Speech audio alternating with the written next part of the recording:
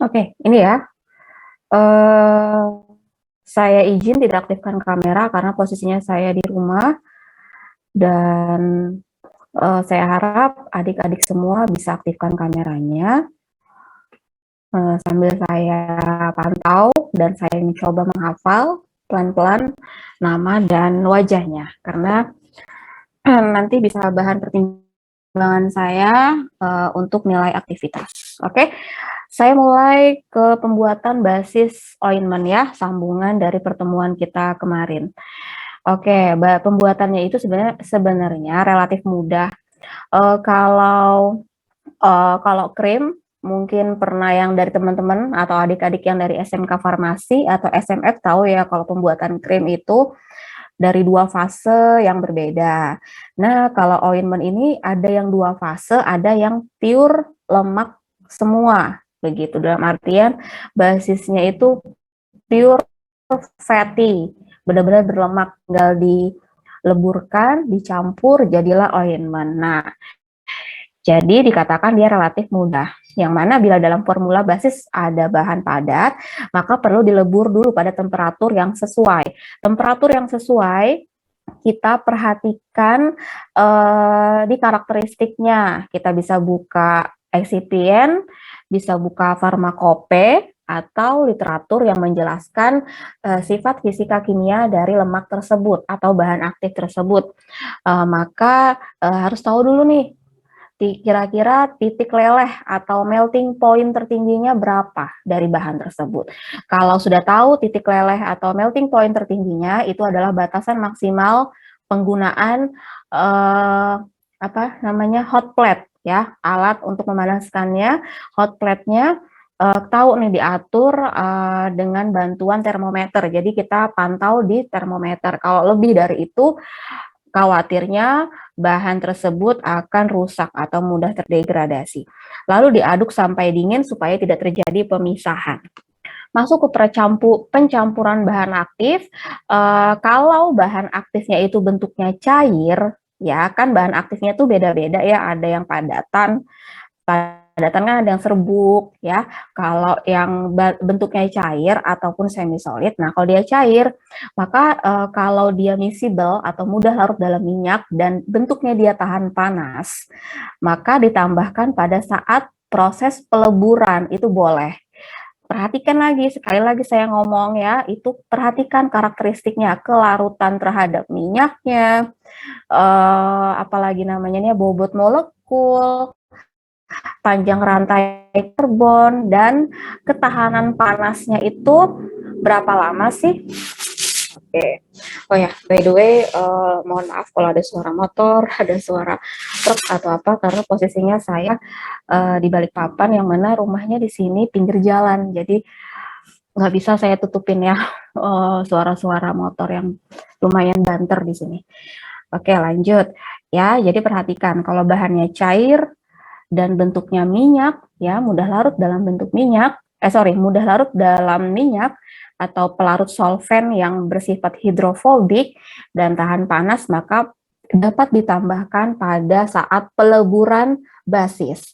Kalau misalnya dia miscible dengan minyak, tapi dia tidak tahan panas, ya, maka dicampurkan pada basis yang sudah dingin. Jadi bikin dulu kalian basisnya, lelehkan dulu basisnya, sudah tercampur basis, sudah jadi suhunya saat itu sudah turun, suhu normal, maka bisa ditambahkan bahan aktifnya ini, dicampurkan, diaduk hingga homogen. Pengadukannya pun harus konstan. Apabila dia tidak tercampur atau tidak mudah bercampur dengan minyak dan dia tidak tahan panas, maka perlu tambahan emulgator. Ya, tahu ya emulgator semua apa? Bahan yang membantu kelarutan atau meningkatkan kelarutan minyak di dalam pembawanya. Maka dicampurkan saat suhu sudah dingin atau suhu normal pada basis untuk menghindari dia tidak rusak saat pemanasan dan mudah homogen, dan tentunya dia akan stabil. Apabila bahan aktif padat, kalau tadi yang cair saya masuk padat, Kalau dia padat, maka jika dia larut minyak dan dia tahan panas, ya maka bisa ditambahkan pada saat dilebur. Nah ini aman ini, kalau kalian sudah tahu kelarutannya gimana, melting point tertingginya berapa, ini bisa ditambahkan saat proses peleburan. Kalau dia larut minyak, tapi dia tidak tahan panas, sama seperti yang bahan cair sebelumnya, dilarutkan dulu pada basis cairnya, lalu dicampurkan pada basis yang sudah dingin. Jadi padatan ini perlu dilarutkan dulu. Nah ya, itu saja bedanya. Terus kalau dia tidak larut minyak dan dia tidak tapi dia tahan panas, maka perlu dihaluskan. Dihaluskan dalam artian memperkecil ukuran partikel. Semakin kecil ukuran partikel, ingat ya ilmu farmasi fisikanya, ini sangat berhubungan, semakin kecil ukuran partikel, semakin tinggi kelarutan zat tersebut di dalam pembawanya atau solvennya. Maka perlu dihaluskan, entah itu digerus, pokoknya saya tahunya dikecilkan aja ukuran partikelnya, karena tadi itu menentukan kelarutan gitu, baru ditambahkan saat basis dilebur. Oke, paham sampai sini? Terus kalau sifatnya tidak larut minyak, kelarutannya rendah dalam minyak gitu, tapi dia sangat tinggi kelarutannya pada solvent yang hidrofilik, tapi dia tidak tahan panas. Mesti gimana sih? Nah, jadi mesti dihaluskan dulu, digerus dulu, pokoknya dikecilkan ukuran partikelnya, lalu di levigasi atau digilas atau dicampurkan dengan basis cair, jadi sambil dihaluskan bisa ditambahkan etanol, kalau dia topikal ya, sediaan topikal krim bisa ditambahkan etanol untuk meningkatkan kelarutan, bisa ditambahkan air atau bisa ditambahkan propilen glikol, lalu ditambahkan pada basis yang sudah dingin. Intinya kalau dia tidak tahan panas, ingat ya, semua sediaan semi solid, entah itu krim, entah itu ointment, gel, atau apapun yang butuh pemanasan, tapi bahan aktifnya tidak tahan panas, maka perlu ditambahkan setelah basis sudah dingin. Maka dengan begitu, insya Allah bahan aktifnya tetap stabil pada basis.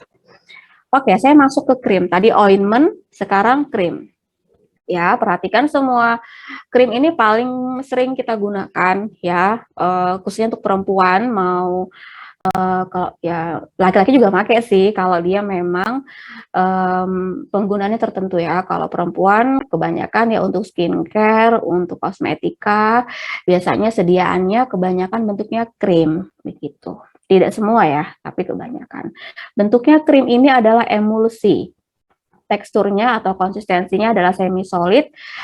Tipe krim sudah tahu semua pasti di farmasetika ada OW, WO. Nah, tapi ada juga dikembangkan dalam bentuk OWO, oil in water in oil, atau water in oil in water. Jadi, kalau OWO ini airnya dijebak di dalam fase minyaknya. Kalau water in oil in water artinya adalah minyaknya kita jebak di dalam pembawa airnya gitu. Ini jarang digunakan pada sediaan dermatologi. Sekarang sih mulai berkembang. Terus itu diameter fasenya itu diameter fase dalam artian fase globul yang terdispersi itu sekitar 0,1 hingga 100 mikrometer kayak gitu. Terus untuk skin terapi khususnya fase aware ya, fase aware artinya adalah minyak di dalam air, banyak digunakan sebagai basis yang dapat tercucikan oleh air. Jadi mudah sekali hilang kalau kita terkena air atau skin exudate ya. Emulsi dan cleansing itu bisa menggunakan water in oil, artinya adalah air yang kita masukkan ke dalam fase minyak. Krim tipe WO atau dikatakan air yang kita jebak di dalam fase oil atau minyak ya, yang mana kita membutuhkan emulgator ya, contohnya ada wool fat, wool alkohol ya, pokoknya turunan alkohol, ada fatty acid ya seperti sorbitan, garam kalsium, dan pokoknya intinya asam lemak, terus itu ini span, turunan alkohol itu bisa digunakan sebagai emulgator untuk tipe water in oil. Ya, kalau beberapa orang ada lebih nyamannya sih bilangnya minyak dalam air ya atau air dalam minyak. Tapi karena dari dulu dosen saya itu kan Bu Adit ya yang sekarang lagi sekolah doktor, beliau selalu bilang itu WO artinya water in oil, jadi kami kebiasaan ngomongnya ya gitu water in oil, oil in water. Tapi beberapa buku ya kalau dulu waktu farmasetika kan kita baca buku kayak IMO, kayak ya sejenisnya itu kan bilangnya MA ya atau AM, itu sebenarnya sama aja. Tergantung enaknya kita nyebutnya apa ya. Terus lebih disukai itu daripada ointment. Jadi tipenya WO untuk krim itu lebih disukai daripada ointment karena lebih mudah terdispersi dan kurang lengket. Masuk ke contoh formula basis krim tipe WO atau air di dalam minyak. Yang mana ini oily cream bentuknya, ada kandungan wool-fat, steril alkohol, isopropyl myristat, cetrimide, dan air hingga 100%. Ya, ini masih ingat nggak ya? Kalau tidak ada satuannya, bentuknya apa? Satuannya apa? Masih ingat nggak di ilmu farmasetikanya? Bisa bantu jawab?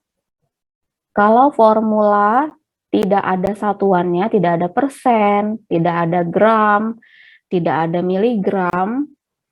Nah, ini dikatakan berapa? Wool fat-nya ini sebanyak berapa sih? Ada yang tahu mungkin? Gram kah, Bu?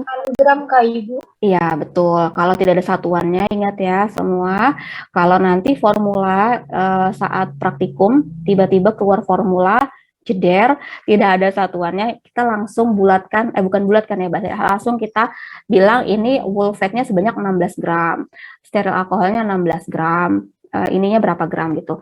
Baru di-add-kan sebanyak 100 gram. Nah, berbeda kalau misalnya nanti saya keluarkan formula dalam bentuk persen. Kalau persen, misalnya di sini wool fat-nya 16%. Nanti kalian konversikan aja 16% dikali berapa yang kalian mau bikin dalam satu kemasan. Dikali untuk skala lab, nanti kan kita mainnya skala lab ya, ada skala lab, ada skala industri. Kalau kita masih di lab, berarti mainnya tuh di skala lab. Kalau skala lab, itu kisaran, kalau lab kecil kayak kita, kan masih lab pendidikan ya, berarti sekitar ya 20 lah, 10, gitu, sampai 50 tempat sediaan atau 50 pot krim bahasanya. Tapi karena keterbatasan bahan, jadi biasanya saya batasin 10 hingga 5 pot krim saja bikinnya. Jadi nanti kalian konversikan, gitu ya, salah satu informasinya. Nah, di sini dia menggunakan wool fat. Tadi ingat ya, wool fat tadi apa? Emulgator, ya. Di sini ada steril alkohol, ada isopropyl myristat. Nah, biasanya kalian perempuan, ini saya ngomongnya ke cewek-cewek dulu, yang biasa menggunakan skincare, kembali lagi skincare atau kosmetika dekoratifnya, kalau di ingredient atau di komposisinya membaca ada kandungan steril alkohol or isopropyl myristat. Nah, berarti itu adalah basis dari krimnya gitu. Jadi untuk menghantarkan bahan aktifnya itu kita perlu basis. Basisnya adalah steril alkohol dan isopropyl myristat. Cetrimide-nya buat apa? Nah, cetrimide-nya ini tergantung indikasinya buat apa. Bisa sebagai humektan, bisa sebagai emulien, tergantung dari konsentrasi yang digunakan berapa. Nah, konsentrasi yang digunakan setiap angka yang tertera pada formula itu biasanya kita sesuaikan dengan regulasi atau standar penggunaan bahan tersebut. Contohnya, steril alkohol. Ini jujur saya nggak terlalu hafal ya, penggunaan steril alkohol itu berapa persen sih sebagai basis krim. Nah, cara ceknya, kalian buka excipient, langsung ke page-nya si steril alkohol. Ya, langsung buka ke steril alkohol, nanti ketahuan di sana ada tabel. Biasanya dia jelasin kalau untuk krim base atau basis krim, itu berapa persen. Nah, itu atau kalian bisa buka jurnal penelitian atau beberapa penelitian orang-orang yang telah menggunakan basis steril alkohol sebagai basis krim. Itu bisa dijadikan patokan gitu. Berapa persennya nanti kalian bisa jadikan standar kalian di formula kalian, baru tinggal dikonversikan mau bikin berapa wadah atau berapa pot krim gitu. Itu sih. Nah, kembali lagi ya, kalau memang mau menentukan berapa persennya, nanti praktikum atau nanti penelitian skripsi, kita kan nggak mungkin nyaplok sama dengan formula orang ya.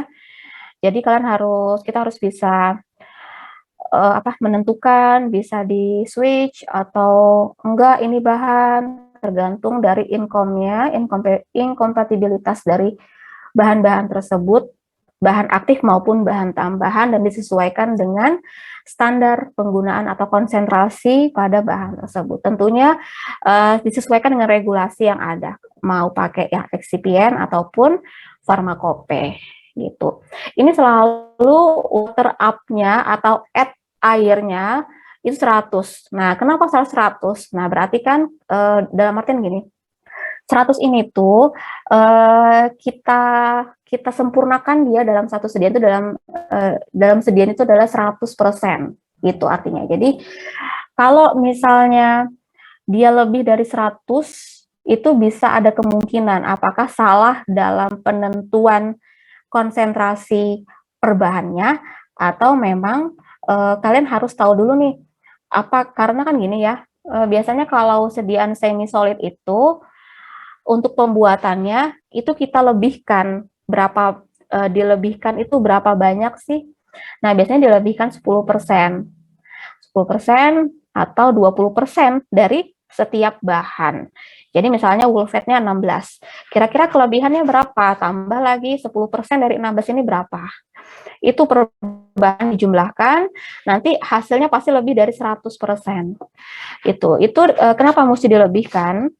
Tujuannya adalah untuk menghindari kurangnya bobot pada satu pot frame gitu. Karena kan kalau nanti bikin dicampurkan, pindah dari satu tempat ke tempat yang lain, baru nanti dimasukkan ke ultraturaf, nanti berkurang lagi masanya karena dia lengket-lengket kan di wadahnya itu. Nah, itu kita menghindari itu. Jadi perlu ada penambahan 10 hingga 20%. Nah, penambahannya kalau dari farmakope sih 10% ya. Kalau ada beberapa jurnal yang menyebutkan bisa 20%. Yang penting saat packagingnya tetap bobotnya, kalau mintanya bikinnya 20 gram dalam satu krim, pot krim, berarti 20 gram lah yang kita timbang. Jadi saat nanti masuk pasaran, konsumen itu tidak merasa rugi, karena kan tertulis 20 gram, tapi ternyata pas ditimbang tidak sampai 20 gram, itu sih. Oke, lanjut. Saya masuk ke krim tipe OW, atau dikatakan ini adalah vanishing cream. Di farmaseutika saya rasa sudah gimana cara pembuatan vanishing cream. Kenapa saya bilang gitu? Karena waktu angkatan-angkatan sebelumnya, saya dulu pernah pegang farmaseutika, Pak Mirhan itu beliau selalu memberikan bukan formula ya dulu ya, kalau kita bilang itu tuh resep cara membuat vanishing cream. Nah, saya nggak tahu apakah saat pandemi ini kan online ya, apakah Pak Mirhan memberikan resep itu atau tidak, saya nggak tahu. Tapi kalau krim tipe OW ini biasa dikatakan adalah vanishing cream atau minyak di dalam air, gitu. Terus masuk sifatnya gimana sih? Sifat OW itu ada dia non-oklusif. Apa itu oklusif? Ada yang tahu? Bantu jawab dong satu, apa itu oklusif? Apa hubungannya sama kadar air di dalam kulit?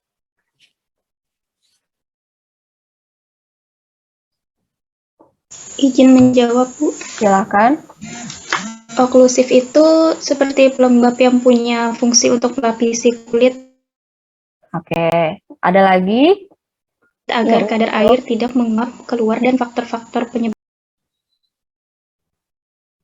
Agar apa? Dan faktor-faktor apa lagi, Nadia?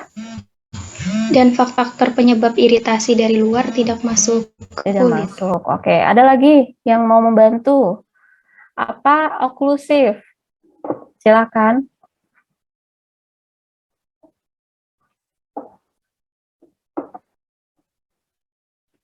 Ayo, dari berapa orang ini? 144, 143. Ada yang jawab apa itu oklusif? Setahu saya pelembab, Bu. Ya. Ya, oke. Dia intinya adalah bahan pelembab yang mampu mengunci bagian tekstur pada kulit yang menahan air tidak keluar dari barrier kita, ya. Sehingga kalau dikatakan non-oklusif apa? Berarti dia tidak mengunci air, tidak tetap bisa air dalam kulit kita tuh bisa keluar, gitu ya. Itu dikatakan non-oklusif.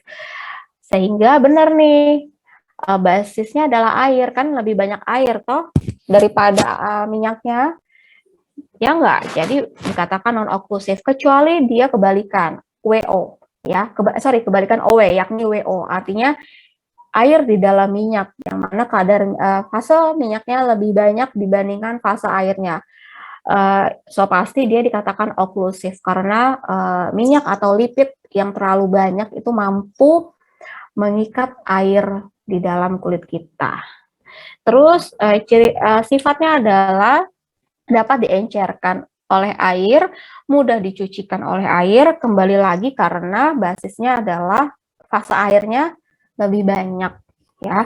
Pada penggunaan tidak tampak atau tidak berbekas. Bisa menggunakan emulgator campuran dari surfaktan atau fatty amphiphil dengan alkohol rantai panjang 14 hingga 18. Nah, cara mengetahui rantai panjang karbon, ya, panjang rantai karbon dari turunan alkohol, surfaktan ataupun basis krim, bisa buka lagi eksipiennya di karakteristik fisika kimianya. Itu ketahuan panjang rantai karbonnya berapa. Karena semakin pendek rantai karbon, memungkinkan lemak tersebut akan mudah terdegradasi, tidak maksudnya adalah mudah teroksidasi, maksudnya mudah teroksidasi, sehingga nanti dia nggak stabil. Kalau dia nggak stabil, bisa aja terpisah lagi dua fasenya, atau dia terlalu bau tengik nanti, gitu. Nah, kalau semakin panjang rantai karbon, berarti diduga dia memiliki kestabilan yang bagus, sehingga bisa digunakan sebagai emulgator ataupun basis. Ya, paham ya adik-adik ya? Terus fatty acid, di sini kita bisa menggunakan fatty acid atau asam lemak, contohnya dalam sediaan kosmetika. Surfaktan yang digunakan bisa bentuk anionik, kationik, non-ionik. Kalau kalian sering baca di ingredient krim yang kalian pakai, ya, itu ada NLS, berarti dia tergolong anionik, atau SLS, sodium lauryl sulfat, itu juga SLS. Anionik kayak gitu. Tapi ada beberapa sediaan yang memang dia tidak pro lagi dengan SLS maupun NLS kayak gitu, karena memang ini adalah penelitiannya, ada beberapa penelitian yang dia menjurus ke sebagai kanker gitu, tapi ada beberapa yang memang masih menggunakan SLS. Terus ada surfaktan yang tadi saya bilang cetrimide, bisa cetrimide ini bisa surfaktan, bisa emulgator, emulgator yang maksudnya golongan surfaktan, bisa sebagai humektan juga bisa, tergantung konsentrasi yang digunakan. Kalau dia bentuknya non-ionik, bisa pakai cetomagrokol atau twin. Yang paling murah dan selalu available itu twin, entah twin 40, twin 80, twin 60, tergantung income dari setiap bahan, mau pakai twin berapa. Campuran emulgator itu bertujuan untuk apa? Untuk meningkatkan stabilitas emulsi dengan terbentuknya senyawa kompleks, ya. Jadi itu tujuannya emulgator. Jadi intinya gini loh, kalau krim itu kan tadi kan ada dua fase. Tergantung kalian nih, formulator mau bikin fase apa. Minyak dalam air atau air dalam minyak. Nah, bukan ketergantungan ya. Apa sih penyebab kita memilih dua fase ini? Nah, penyebab kita adalah, kita lihat dulu nih bahan aktifnya. Kunci utama itu di bahan aktif. Oh, bahan aktifnya larut dalam minyak, kayak gitu. Larut dalam minyak, kira-kira kalau kita buat OW stabil enggak? Tidak kan, karena kan basisnya lebih banyak atau fasenya lebih banyak air toh. Jadi alangkah baiknya kalau dia larut dalam lemak si bahan aktifnya, kita bikin dalam bentuk WO, yang mana fase minyaknya lebih besar konsentrasinya dibandingkan fase air. Itu tujuannya. Terus itu perlu emulgator nih untuk menggabungkan dua fase, karena minyak sama air kan nggak bisa nyatu kan. Nah, caranya gimana bisa nyatu? Supaya bisa stabil, caranya dengan penambahan emulgator. Ingat lagi, apa itu emulgator? Bahan yang menjembatani antara fase minyak dan fase air untuk kestabilannya mereka. Nah, di sini dikatakan dia meningkatkan kestabilan emulsi dari si basis krim tersebut dengan terbentuknya senyawa kompleks. Jadi harapannya saat mereka bersatu, itu akan terbentuk senyawa kompleks yang mana basis tersebut mampu menghantarkan bahan aktif menuju targetnya, atau targetnya mau di mana nih. Tapi saya katakan target ini bukan sediaan atau sistem penghantaran yang bertarget ya, bukan. Ini maksudnya tujuannya di mana? Secara lokal, topikal, di bagian mana gitu. Karena di kulit pun ada reseptornya kan, gitu loh. Terus surfaktan tunggal. Nah, dikatakan surfaktan tunggal itu bisa bentuknya itu sedianya emulsi cair. Contohnya emulsi minyak ikan. Nanti kalau kita masuk di mata kuliah di bagian emulsi ya, sediaan cair kan ada emulsinya. Itu bisa aja menggunakan surfaktan tunggal. Ada juga surfaktannya kombinasi. Nah, ini seperti ini. Contoh kombinasi emulgator. Nah, kalau misalnya surfaktannya tunggal itu bisa digunakan untuk sediaan emulsi yang lebih cair, tapi bukan krim. Bisa aja dalam bentuk krim, tapi konsistensinya atau viskositasnya itu sangat rendah. Gitu. Contohnya apa? Kalau di kosmetik itu bisa serum, itu bisa cuma satu surfaktan ditambah dengan emulgator jenis lainnya, itu bisa. Terus perbandingan surfaktan dengan fatty alkohol itu bisa menggunakan 1:4 hingga 1:9. 1 untuk surfaktan dan 4 bagian untuk fatty alkohol ya. Penggunaannya dalam sediaan itu tidak boleh lebih dari 16%. Kalau lebih dari 16%, dikhawatirkan terlalu banyak surfaktan, terlalu besar, saya mau bilang tadi, bahan aktifnya terperangkap di dalam terlalu lama, bukan terlalu lama ya, terlalu banyak sehingga saat dihantarkan pun akan lama prosesnya, gitu. Terus contoh kombinasi emulgator. Contohnya, emulgator itu bisa dikombinasi, yang tadi saya bilang, bisa tunggal, kita bisa kombinasikan, contohnya bisa NLS, kita combine dengan cetosteril, atau cetrimide, kita combine dengan cetosteril, atau cetomagrokol dengan value 1000, kita bisa combine dengan cetosteril alkohol. Kombinasi tersebut akan membentuk emulgator yang mampu menstabilkan emulsi pada krim. Jadi emulsi ini adalah tekniknya ya, dikatakan krim itu sediaannya, tapi ada juga emulsi cair yang tadi saya bilang, emulsi minyak ikan contohnya, itu emulsi bentuknya cair, tapi tetap T-nya adalah menggabungkan dua fase yang berbeda dengan bantuan emulgator. Saya masuk ke krim WO pada penggunaan. Krim WO pada penggunaan sebagian besar fase luarnya itu yang mana air ya. Berarti ini kan OW, ingat ya, minyak di dalam air. Berarti fase luarnya yang mana? Air. Fase dalamnya apa? Minyak, ya. Terus itu dia mudah menguap, sehingga akan membentuk film. Nah, pembentukan film di sini itu tergantung pada bahan tambahan dari ingredient yang kalian pakai. Bisa aja kalian pakai plastic sizer. Nah, beberapa krim sekarang di kosmetika skincare itu ada penambahan plastic sizer, itu supaya lebih efek glowing aja sih sebenarnya. Nah, itu kebanyakan dikatakan itu krimnya itu makanya dibilang water based ya. Sering dengar nggak sih kalian ya, kalau yang cewek itu biasanya ini krim moisturizer tapi dia water based. Nah, itu sebenarnya dia krim tapi tipe OW, bukan WO. Tapi kalau lebih thick tahu ya, lebih terlalu kental moisturizernya sehingga warnanya putih pekat, itu dikatakan WO. yang mana fase luarnya adalah minyak, dia sangat minim saat membentuk film pada bagian kulit, mau kulit badan ataupun wajah. Karena penggunaan plastic scissor itu tidak terlalu diperlukan untuk tipe WO karena dia sudah mampu memberikan sifat oklusif ya. Kalau sifatnya si pemberian plastic scissor di sini itu selain memberikan efek mengkilap atau glowing, dia juga bisa menahan air dari permukaan kulit kita. Itu dia. Terus konsentrasi bahan aktif larut air dalam lapisan film itu meningkat.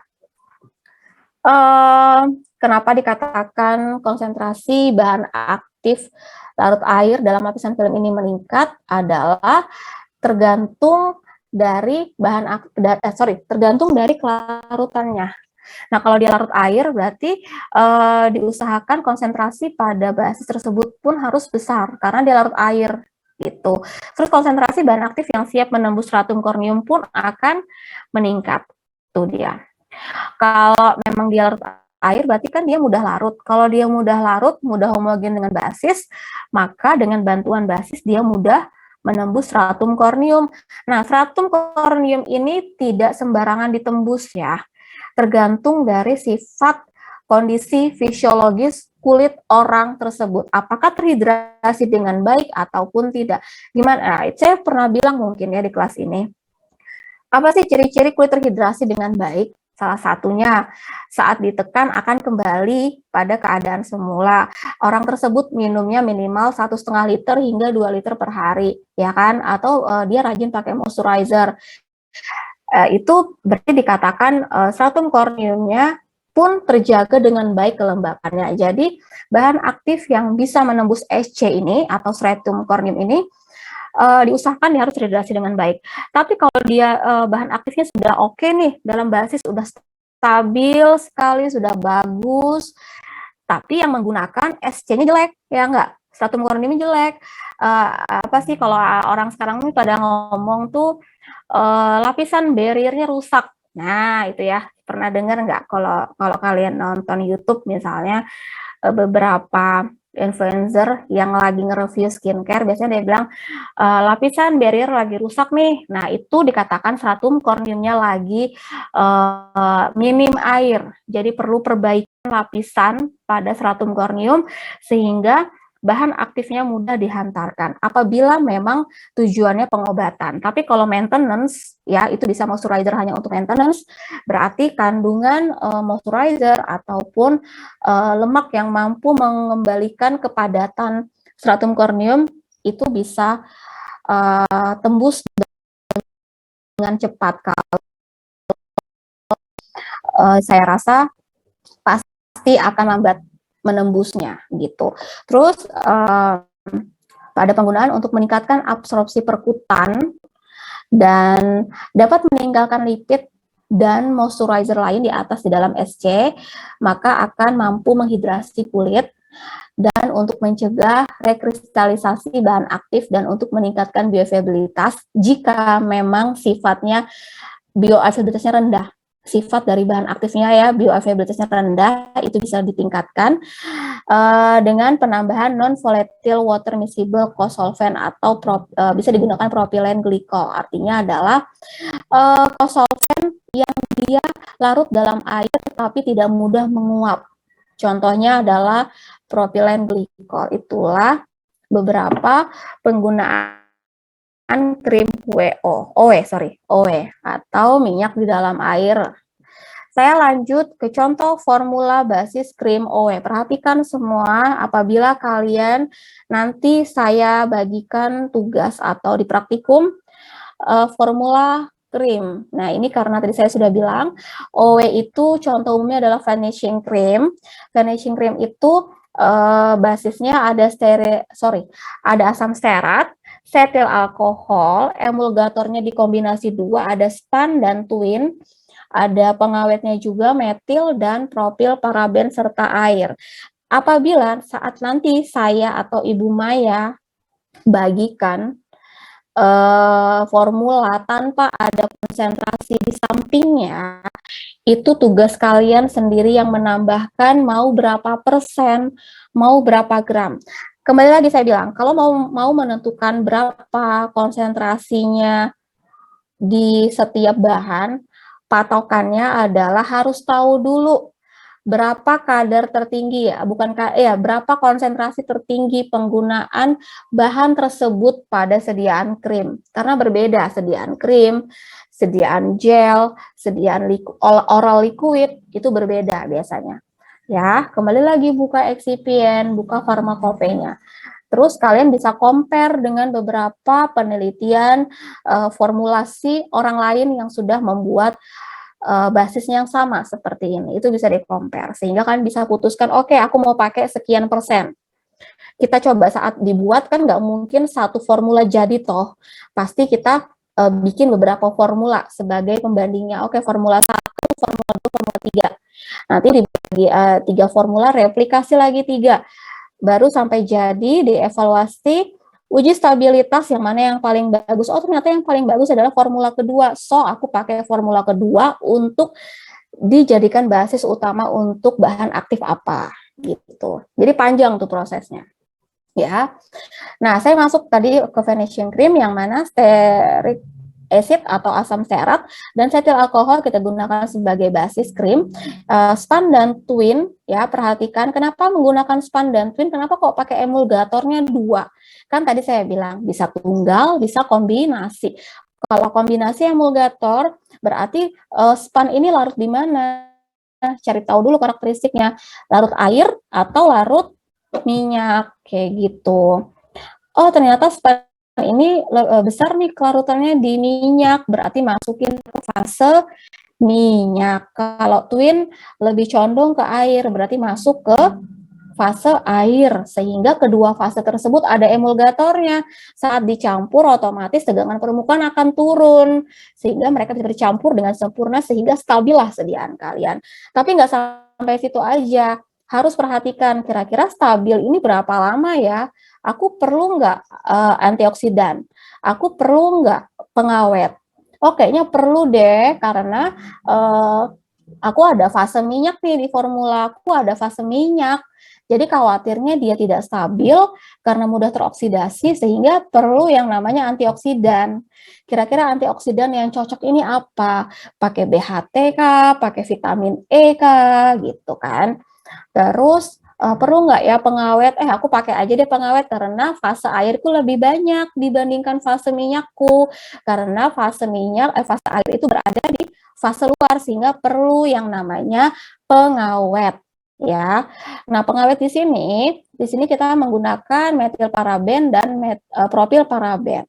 Ya, saya nggak mau nanya lagi apa nama lainnya metil dan propil, nanti kalian cari tahu sendiri, jadi saat praktikum tidak bingung dan tidak ketukar. Metil ini masuk di mana, propil ini masuk di fase apa. Jadi nanti kalau cari bahan saat praktikum offline, itu nggak kagok atau bingung di meja bahan, mau cari apa, kamu mau cari apa, kok lama banget di meja bahan misalnya gitu. Mau cari metil paraben. Oh, metil paraben, mana metil paraben? Padahal udah di tangan dia, tapi nggak tahu nama lainnya apa. Ya, jadi itu tugasnya nanti kalian saat praktikum harus tahu perbedaan metil paraben dan propil paraben di fase apa saja dan nama lainnya apa. Nah, di sini menggunakan, saya kembali ke formula. Di sini menggunakan 2 pengawet. Perhatikan semua, masih fokus sebentar lagi azan zuhur. Di sini menggunakan 2 pengawet yang mana pengawet tersebut ada kita masukkan di fase minyak dan di fase air. Tujuannya buat apa? Tetap untuk menstabilkan kedua fase tersebut. Begitu. Bisa nggak pakai salah satunya aja, yang larut air aja? Bisa, tapi tidak yakin kalau dia akan stabil long last. Nah, berarti ada beberapa penelitian yang menunjukkan kalau dia tunggal, efek untuk pengawetnya itu sangat kecil dibandingkan kalau kita kombinasi nih pengawetnya. Maka alangkah baiknya kalau kita kombinasi saja. Jadi beberapa penelitian menunjukkan kombinasi dari pengawet itu akan meningkatkan kestabilan sediaan farmasi. Berbeda halnya dengan hanya satu atau tunggal atau single pengawet. Ya, di sini makanya dikombinasi. Terus penggunaan paraben tergantung kita ya, kita pro paraben apa enggak. Kalau saya masih pro paraben, selama masih dalam konsentrasi yang wajar, it's okay, tapi kalau sudah over itu yang akan bahaya, gitu. Kembali ke formulator ya, nanti kalau kalian misalnya praktikum, terserah mau pakai pro paraben or enggak. Tuh dia. Oke, saya lanjut ke pembuatan krim. Itu tuh fokus utamanya apa? Yang pertama, teknik pencampuran kedua fase, karena dia terdiri dari dua fase. Ingat, krim itu dua fase. Terus penempatan emulgatornya. Emulgator mau ditaruh di mana? Di fase minyak atau fase air? Oh, kalau kayak tadi, finishing krimnya itu ada dua. Emulnya ada dua. Berarti di air iya, di lemak iya. Jadi tergantung si ini ya, emulgatornya ini larut di mana gitu. Parameter kritisnya apa? Parameter kritisnya adalah kecepatan penambahan. Ini adalah penambahan bahan ya. Kalau terlalu cepat juga dikhawatirkan dia nggak homogen, tapi kalau terlalu lambat juga akan lama membentuk ikatannya gitu. Terus kecepatan pengadukan. Kalau terlalu cepat dikhawatirkan terlalu banyak udara yang terjebak dan dikhawatirkan terlalu homogen. Bahkan kalau terlalu homogen akan membentuk basis yang sangat solid, itu juga salah satu parameternya. Terus temperatur masing-masing fase itu kurang lebih 70 hingga 70 hingga 80 derajat Celcius. Tergantung dari temperatur atau melting point setiap bahan tahannya di mana. Ambil suhu yang tertesan. Paham sampai sini? Misalnya gini. Steril alkohol, melting point-nya misalnya aja ya. Steril alkohol basis krim tahannya itu 80 derajat Celcius. Oke, 80 derajat Celcius kalian panaskan itu masih ada apa sih bahasanya? Kebolehan, boleh kok lebih dari 80. Itu berapa? 85 atau 90 derajat, itu masih boleh. Tapi kalau sampai 95, itu nggak boleh. Ya, paham sampai sini? Nah, baru didinginkannya hingga suhu 25 derajat. Jadi perlu sekali yang namanya termometer. Nanti jangan saat praktikum, kalian nggak ngebon apa namanya termometer. Jadi saat praktikum, saya tanya, gimana cara menentukan suhu? Ini pokoknya dileburkan aja Bu, 80 ya. Gimana caranya kamu tahu 80? Di hot plate-nya Bu sudah tertera 80 derajat. Oke, di hot plate 80 derajat. Tapi belum tentu disediaan kamu tuh 80 derajat, saya bilang. Baru mereka oh iya berarti perlu termometer ya Bu? Iya. Sedangkan kalian tidak ngebon termometer. Jadi gimana caranya? Masa iya kamu celupkan tanganmu kesediaan? Kan nggak mungkin ya. Jadi hal-hal kecil seperti itu kalian tanggap karena bukan anak SMA lagi yang kalau di SMK mungkin tertera nih yang dibutuhkan bahannya apa saja atau alat-alatnya apa saja. Kalau di kuliah sudah universitas berarti udah paham. Oh, untuk mengukur suhu pakai ini. Untuk pemanasan pakai ini. Oh, pengadukan aku pakai magnetic stirrer. Terus perlu apa lagi? Oh, perlu spatula. Oh, perlu ini itu. Ya, oke. Ntar kalau azan saya stop sebentar ya adik-adik.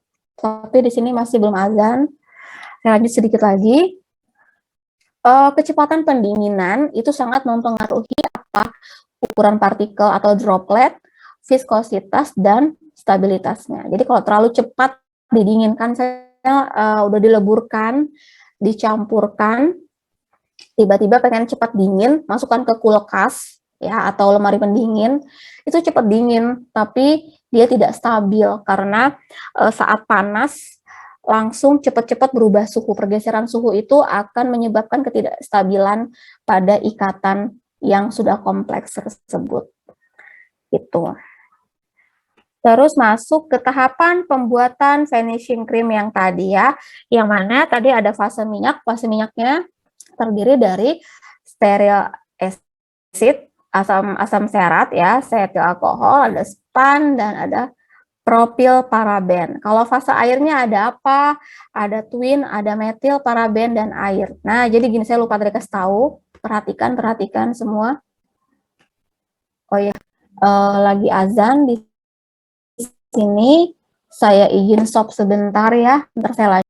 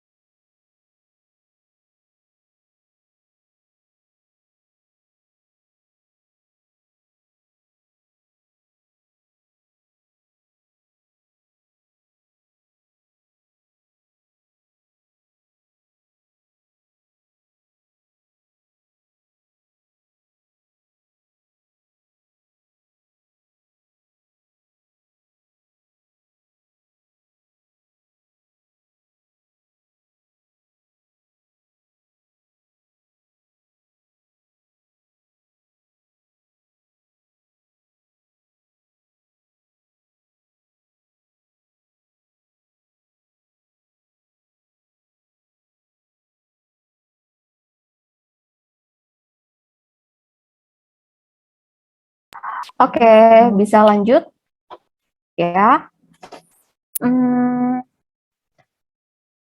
Sampai jam berapa ya ini kira-kira? Harvest sampai jam berapa ini kita, Dek?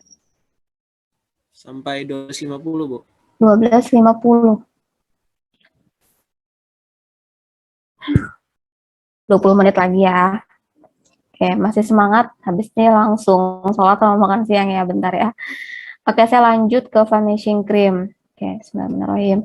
Tadi kan saya mau lupa bilang nih, jangan lupa nih kalian, kalau dapat formula krim ataupun semi solid yang memang ada 2 fase, perhatikan dulu kita pengen fase minyaknya itu apa saja, fase airnya apa saja. Nah, penentuan fase minyak dan fase air ini sangat menentukan nanti saat pencampuran gitu loh. Jadi saat misalnya kayak gini kan tadi, nah ya, nah ini udah tahu nih fase minyaknya itu ada asam stearat, ada setil alkohol, ada span 80, ada propil paraben. Kira-kira dari keempat bahan ini ada nggak yang tidak cocok atau ada nggak yang income antar bahan? Oh, ternyata tidak ada, berarti aman. Terus kira-kira suhunya pengennya dileburkan 70 derajat. Kira-kira tahan nggak nih semua bahan ini 70 derajat? Karena ada beberapa bahan, misalnya, oke, ini semua fase minyak kan misalnya, tapi ada satu bahan yang dia tidak stabil pada suhu 70.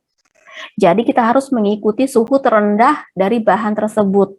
Nah, tapi berbeda halnya kalau misalnya ternyata semua bahan ini suhu leburnya atau melting point-nya itu 80 lebih. Jadi aman dong kalau masukin pada suhu 70.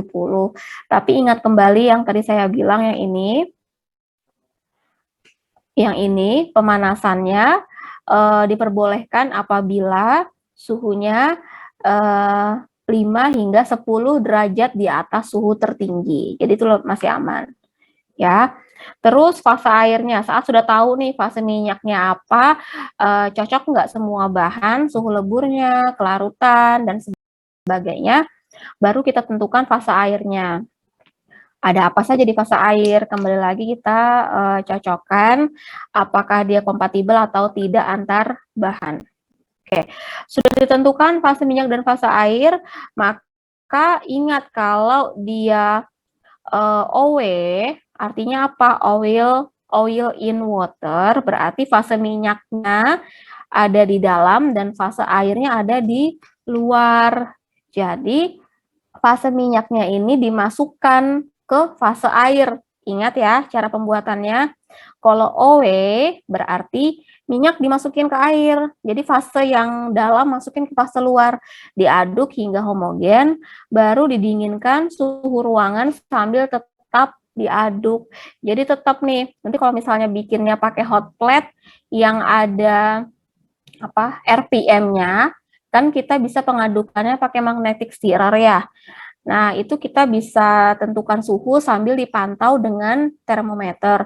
Saat sudah tercampur pada suhu 80 derajat, itu kita bisa matikan pemanasnya, tapi untuk pengadukannya tetap jalan sehingga suhu turun menjadi 25 derajat Celcius. Maka krim pun akan jadi, lalu ukur evaluasinya. Catatan, pemanasan, ayo perhatikan, hal pentingnya adalah pemanasan masing-masing fase jangan terlalu tinggi. Ingat, maksimal 70 hingga 80 ya tadi ya. Kalau dia terlalu tinggi, dikhawatirkan akan terjadi degradasi bahan yang tidak tahan panas. Bahan yang tidak tahan panas, kita kembalikan ke preformulasi. Tadi yang bahannya banyak, tentukan dulu karakteristik fisika kimianya, itu namanya bagian preformulasi. Terus kalau dia ternyata terjadi degradasi, maka akan terjadi hidrolisis dari emulgator, sehingga akan terjadi dekomposisi dari bahan pengawet. Tentunya nanti dia tidak akan stabil. Tidak akan stabil, ciri-cirinya bisa saja krim tersebut terbagi menjadi 2 fase, ya, air dan minyak, ya. Atau kalau tidak stabilnya adalah perubahan viskositasnya. Lanjut. Cara praktis pembuatan krim OE atau oil in water. Yang mana fase internal atau fase dalam ditambahkan ke fase eksternal atau cara inversi. Sebagian fase air ditambahkan ke fase minyak, ya. Fase air ditambahkan ke fase minyak, berarti ini kalau dia WO, itu dikatakan cara inversi. Penambahannya pun sedikit demi sedikit pada suhu yang sama. Jangan lupa suhu sangat menentukan kehomogenitasan sediaan kalian. Lalu bisa ditambahkan sisa air dari jumlah formula tersebut. Terus penambahan air di sini sangat menentukan untuk pembentukan ukuran droplet, ya. Kalau misalnya airnya ditambah sekaligus kayak dituang burp gitu, itu dikhawatirkan ukuran droplet dari air dari krim kalian itu dropletnya akan besar-besar. Otomatis kalau terlalu besar ukuran dropletnya, maka dia tidak stabil sehingga akan mudah terpisah lagi fasenya gitu. Terus umumnya pada proses produksi sulit dilakukan. Kalau produksinya banyak tuh sulit dilakukan gitu. Terus pembuatan krim WO, bahan yang lipofilik dilarutkan atau didispersikan ke fase minyak. Berarti yang ingat kalau WO fase luarnya yang mana? Ayo jawab satu orang. Kalau WO fase dalamnya apa, fase luarnya apa? Izin menjawab, Bu. Silakan. Fase luarnya itu minyak, fase dalamnya water. Oke. Terus, nah berarti fase ini dikatakan bahan yang lipofilik dilarutkan atau didispersikan ke dalam fase minyak. Kalau dia lipofil, tapi kalau dia hidrofil berarti didispersikan ke dalam fase air, ya. Oke, bahan larut atau dapat terdispersi dalam air berarti dia hidrofilik ditambahkan ke dalam fase air. Yang mana fase dalam adalah fase air, water ya, kita masukkan ke dalam fase minyak atau dikatakan dengan cara inversi. Ini dia alat ya, cara menginversikan fase air atau internal fase ke dalam external fase. Kalau di industri secara umum gambarannya seperti ini, dikatakan invert emulsion method, yang mana ini adalah fase internal dan ini adalah fase eksternal. Batang pengaduknya atau dayungnya pun besar karena kita buatnya dalam jumlah yang besar, yang mana nanti disalurkan ke dalam pipa ini, yang mana dia memang terjaga suhunya. Kalau dia mintanya 70 ya 70, dicampurkan, baru dihomogenkan. Kalau sudah jadi, dinginkan. Kalau ada beberapa bahan yang menguap, biasanya uapnya pun akan masuk ke dalam pipa ini. Sehingga kalau sudah dingin, baru di packaging, masuk ke proses pengemasan.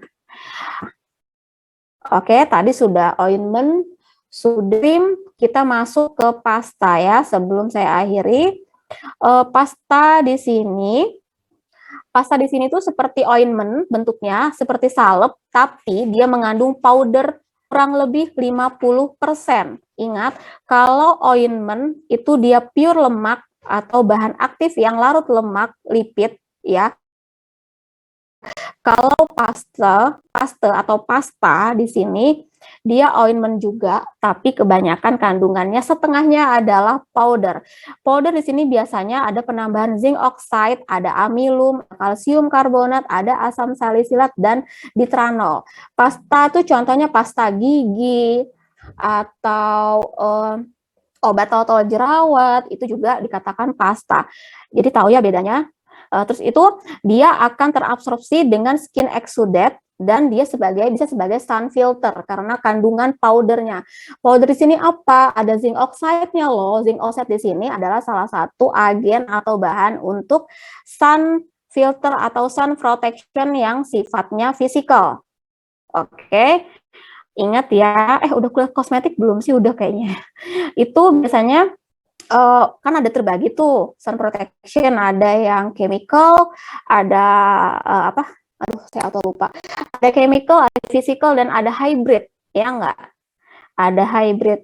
Nah biasanya kalau yang physical itu ada kandungannya zinc oxide. Nah biasanya kalau zinc oxide ini contohnya kalau dipakai itu dia terlalu putih itu apa sih namanya? Apa sih kok aku lupa, ya pokoknya itulah. Nah biasanya kalau ada zinc oxide-nya itu bisa sebagai dikatakan sunfilter, berbeda kalau memang dia penggunaannya untuk oral seperti pasta gigi, kan nggak mungkin dong dia sebagai sun filter. Itu hanya bahan penambah untuk lebih powdery aja gitu. Terus pembuatannya dikatakan levigasi. Ini ada basis dari pasta dikatakan FAPG atau fatty alcohol propylene glycol basis, yang mana basis dengan kombinasi fatty alcohol dan propylene glycol. Fatty alcohol itu apa saja? Ada steril alkohol, ada apa lagi ya? Yang paling umum sih steril alkohol ya. Terus itu ada propylene glycol, baru ada juga kombinasinya dengan polyethylene glycol serta gliserol, turunan dari alkohol. Akan membentuk kalau kita bikin basis pasta dengan VAPG, basis ini akan membentuk sediaan yang sangat lembut, putih, sangat soft. Smooth dengan soft itu bedanya apa ya? Kalau dikatakan smooth itu ya lembut, kalau soft juga lembut gitu. Terus itu non aqueous hydrophilic, bentuknya semi solid dan dia slightly perlisin, jadi sangat sedikit mengkilat kalau penggunaan basis ini gitu. Terus banyak digunakan sebagai basis steroid. Contohnya adalah krim flocinomida, atau ini kandungannya antibiotik ya, antibiotik krim biasanya gitu. Terus antibiotik krim, antibiotik, tapi kalau orang tuh taunya itu sebenarnya krim, tapi basisnya adalah basisnya ini FAPG ini. FAPG ini kalau kita orang farmasis itu udah tergolong dalam sediaan pasta karena kandungan powdernya lebih besar, sisanya adalah kandungan basis alkoholnya. Gitu. Nah, ini adalah problem dari pembuatan FAPG basis. Kalau dia terlalu panas, maka akan terjadi perubahan struktur matriks. Kalau terjadi perubahan struktur matriks, maka akan terjadi flocculate suspensi. Apa itu flockulasi? Ingat ya, di farmasi fisika. Apa itu flockulasi? Nah, sehingga akan terjadi kristal yang bentuknya polihedral. Kalau sudah suspensinya terjadi flockulasi, suspensi ini bukan hanya sediaan suspensi oral ya, tapi artinya adalah kita kan mendispersikan bahan. Nah, kalau dikatakan mendispersikan atau melarutkan, kan kalau melarutkan dia larut sempurna, ada yang dia terdispersi. Kalau dia terdispersi itu dikatakan dia tersuspensi. Nah, apabila sediaan tersebut terjadi perubahan struktur matriks, maka akan terjadi flockulasi sehingga akan terjadinya kristal. Kalau terjadi kristal, maka dia akan terjadi perubahan fase, entah dia semakin padat ataupun tidak stabil bahasanya begitu. Ini dia kriteria kosmetik ya. Saya masuk ke kriteria kosmetik karena rata-rata sediaan topikal untuk krim, ointment, pasta itu kan digunakan untuk sediaan kosmetika, entah dia kosmetika apa namanya, kosmetika skincare ataupun dekoratif, itu ya memiliki visual yang appearance yang menarik, tentunya ada terus dia juga sifatnya sangat other di sini artinya tidak menimbulkan bau, dia juga sangat nyaman digunakan, terus dia juga memiliki sampling characteristic of product, artinya sangat mudah dihapus atau sangat mudah larut kalau misalnya digunakan itu mudah tercucikan gitu, tidak mudah dihapus.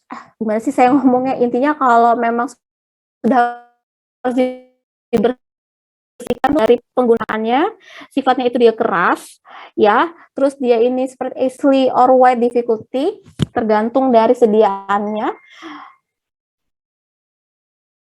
Terus dia juga bentuknya sangat lembut jika digunakan, creamy atau watery tergantung dari basisnya, terpi, gritty, smoothie, powdery tergantung dari tergantung dari sediaannya, dan form coherent film apakah terbentuk sediaan yang ada lapisan filmnya atau coherent film gitu. Lalu kriterianya adalah residual impression after application. Nah, di sini kalau memang dia digunakan itu bisa saja memberikan efek agak oily, greasy, mengkilat, sticky, sangat-sangat sticky ya. Sticky itu sangat-sangat berminyak, sangat-sangat melembabkan ya pada bagian yang diaplikasikan. Appearance of treatment area, terus tergantung dari sediaannya lagi, apakah dia akan membentuk sangat ada matte ya, tergantung dari jenis kulit lagi. Pokoknya appearance-nya gimana gitu, apa yang kamu rasakan lah gitu. Terus iritasi, ada iritasi atau tidak, ada on skin kah atau tidak, baru isi of removal of residue, mudah dihapuskan atau tidak. Itu kriteria dari kosmetik. Masuk ke kriteria fisikokimia. Kriteria dari fisikokimia untuk sediaan semi solid, dia memiliki kestabilan pada bahan aktif, stability of adjuvant atau bahan tambahan, sifat dari reologinya, laju alirnya, loss of water atau air volatile ini apakah bahan tersebut mudah menguap atau tidak. Baru yang kelima, apakah terjadi perubahan fase saat proses homogen atau fase separationnya. Baru kalau yang keenam, kriteria yang harus ada, artinya yang harus ada adalah ukuran partikel dan partikel size dari terdispersinya bahan aktif dan bahan tambahan yang tercampur di dalam media. Ini semua tergantung dari pH dan particulate contamination, apakah ada kontaminasi dari asing. Itu sangat berpengaruh terhadap ukuran partikel dari ukuran droplet atau partikel yang terdispersi gitu.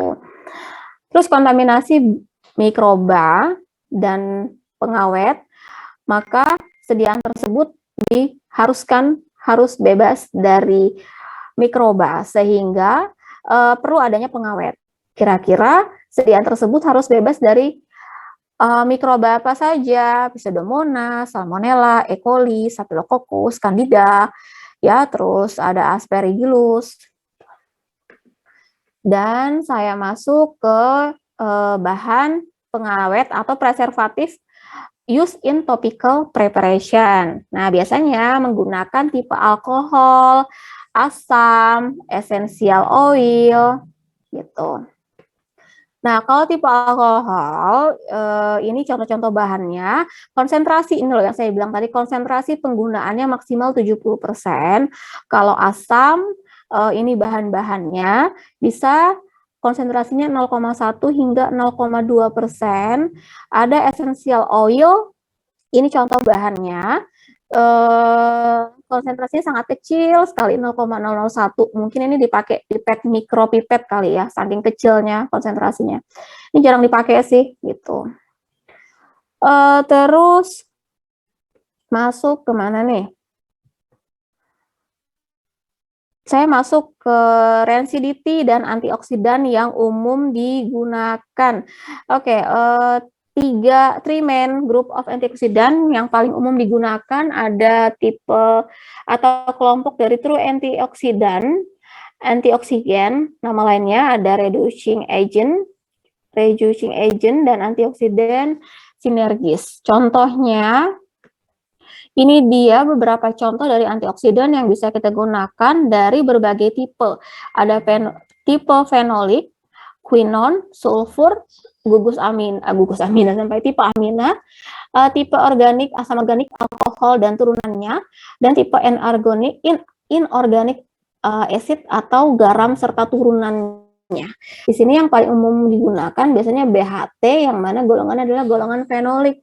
Nah, kembali lagi kalian mau pakai tipe apa, tergantung dari kompatibilitas bahan kalian. Antioksidan dan their synergies. Nah, itu sinerginya itu sama, maksudnya itu kerjanya itu sama gitu loh. Kalau BHA itu sinergi dengan asam dan asam fosforik serta lecitin. Kalau BHP asam dan fosforik acid. Propil galat sinerginya dengan asam.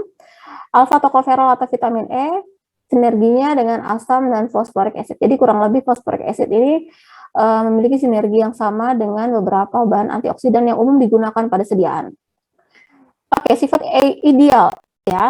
Ideal dari antioksidan itu dia selalu memberikan efek yang pada konsentrasi yang rendah, dia non-toksik, non-iritan, dan tidak memberikan hal-hal yang sensitif pada kulit sensitif atau area penggunaannya.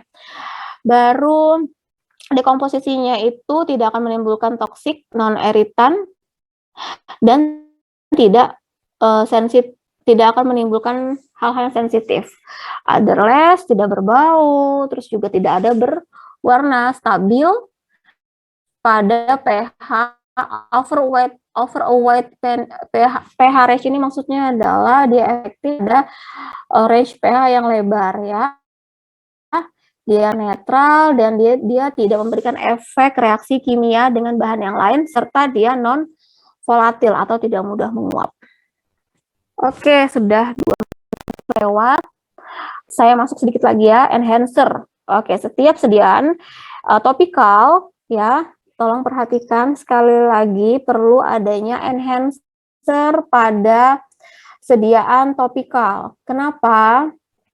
Karena enhancer di sini nanti gunanya untuk mengunci kelembapan pada kulit. Selain itu juga dia bisa menstabilkan sediaan gitu. Contohnya enhancer yang digunakan bisa DMSO, DMAC, DMF dan sebagainya. Pastinya yang paling sering digunakan adalah DMSO selain harganya murah dan juga selalu tersedia.